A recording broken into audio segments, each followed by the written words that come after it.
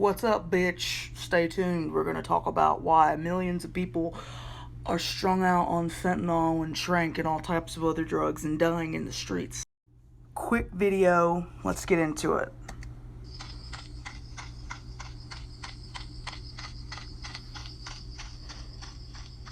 This is Nugget.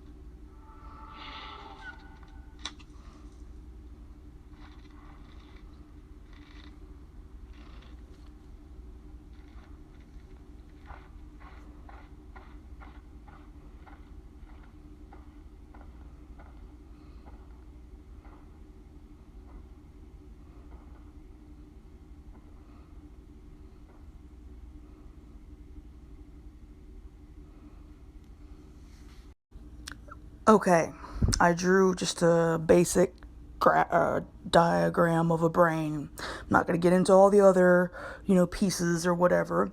We're just going to focus on the amygdala and the prefrontal cortex. So, fun fact about the amygdala, also known as the limbic system and or reptile brain.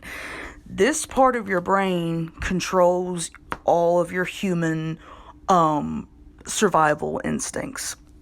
So fight, flight, there's actually two more, freeze and fawn.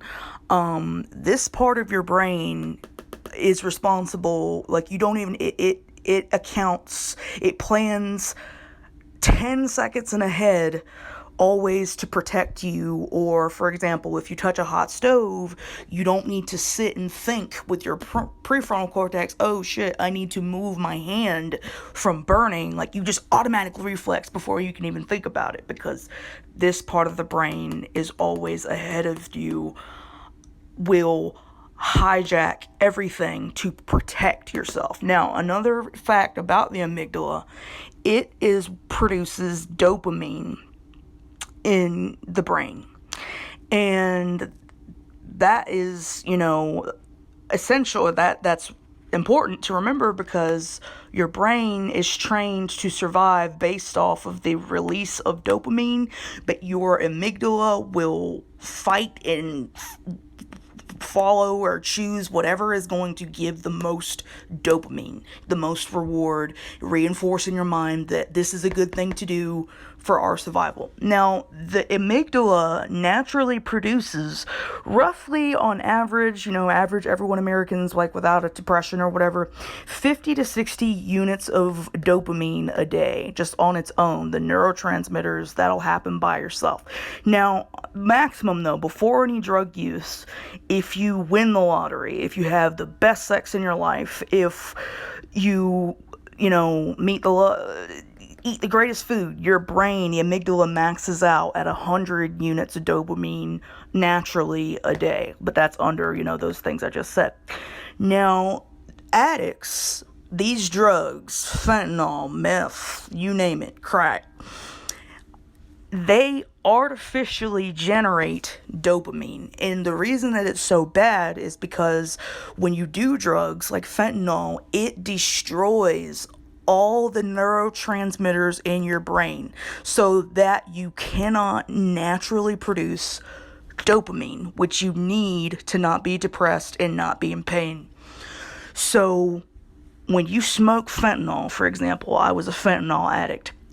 When you take a hit, when you smoke that shit or snort it, automatically your brain is overflown with 1,200 to 1,500 units of dopamine, which is not natural, way, more than the 600. And then your amygdala is like, ooh, bitch, we like that, we need the drugs.